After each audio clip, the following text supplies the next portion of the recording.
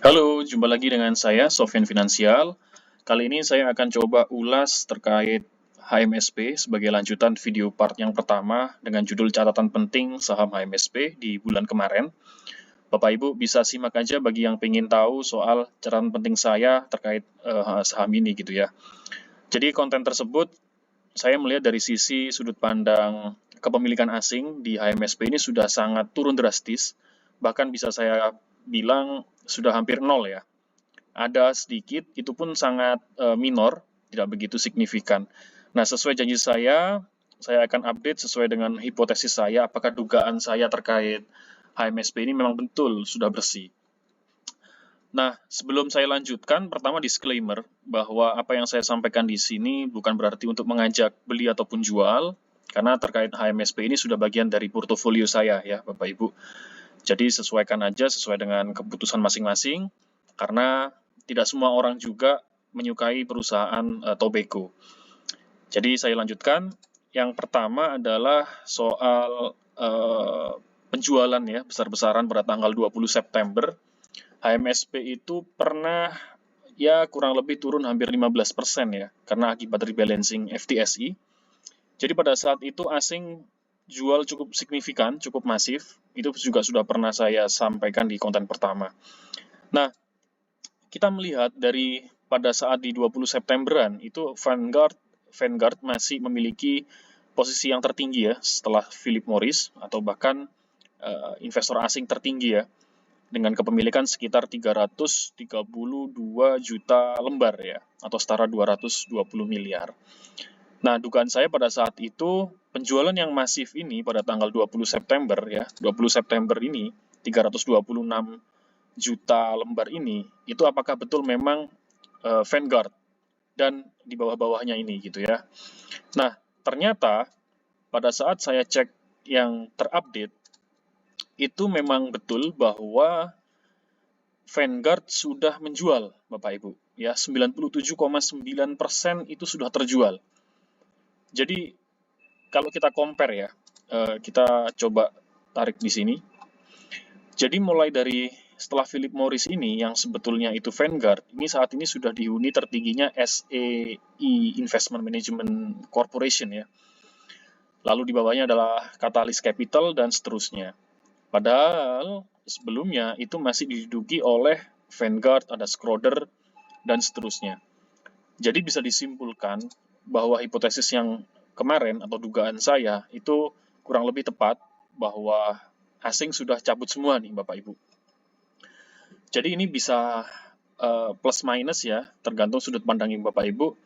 Kalau menurut saya pribadi ini cukup positif sebenarnya karena asing sudah tidak ada lagi di HMSP dan nanti di kemudian hari bila misalkan laporan keuangan HMSP sudah normal, sudah kembali normalisasi, earning per share dan sebagainya itu juga sudah kembali sebelum COVID, kemungkinan besar asing ini akan kembali juga ke HMSP. Tentu saja ini adalah dugaan sementara juga, kita tidak tahu arah pergerakan dari kepemilikan tersebut. Yang jelas, saya punya pandangan sendiri ya soal HMSP, terutama dari sisi ICOS-nya dan sebagainya. Mungkin nanti terkait analisa fundamentalnya akan saya share di konten berikutnya. Tapi untuk di konten ini saya akan berfokus hanya pada di kepemilikan asing aja sesuai dengan janji saya kemarin. Jadi sudah disimpulkan ya teman-teman, Bapak Ibu, bahwa saat ini sudah hampir bersih ya.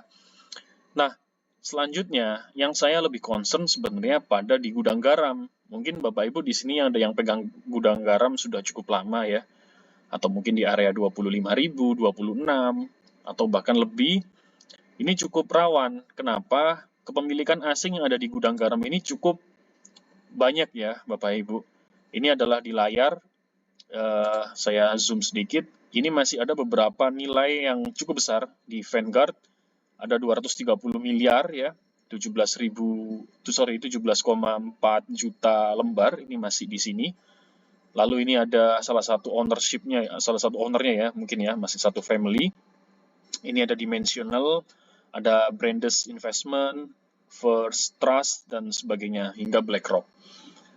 Tapi ini masih relatif lebih kecil ya, masih kecil. Tapi yang masih cukup rawan adalah di Vanguard, karena kalau ini misalkan exit juga seperti yang terjadi di HMSP, tidak menutup kemungkinan apa yang dialami HMSP pada tanggal 20 September juga akan terjadi di gudang garam gitu ya. Jadi tetap hati-hati aja, karena mungkin ya juga ada rebalancing dari FTSI lagi mungkin ya, bisa jadi, atau ada rebalancing MSCI, gudang garam harus exit dari situ, atau mungkin asing juga akan exit juga, karena menurut dokumen yang sempat saya share di sini yang soal ketentuan FTSI itu, syaratnya adalah salah satunya tobacco tidak boleh dimasukin ya teman-teman. Ya, ini seperti yang saya ulas di konten pertama, itu ada alkohol, ada tobacco, lalu juga ada coal, oil, and gas, ya gas. Ini juga salah satunya tidak boleh dimasukkan ke dalam bobot indeks FTSE. Kalau untuk MSCI mungkin saya masih cari dokumennya, tapi yang jelas mungkin kurang lebih sama lah seperti FTSE ini. Jadi tetap hati-hati aja untuk yang pegang gudang garam. Bukan berarti saya menakut-nakutin di sini. Ini hanyalah sekedar untuk memberikan pandangan bagi Bapak Ibu.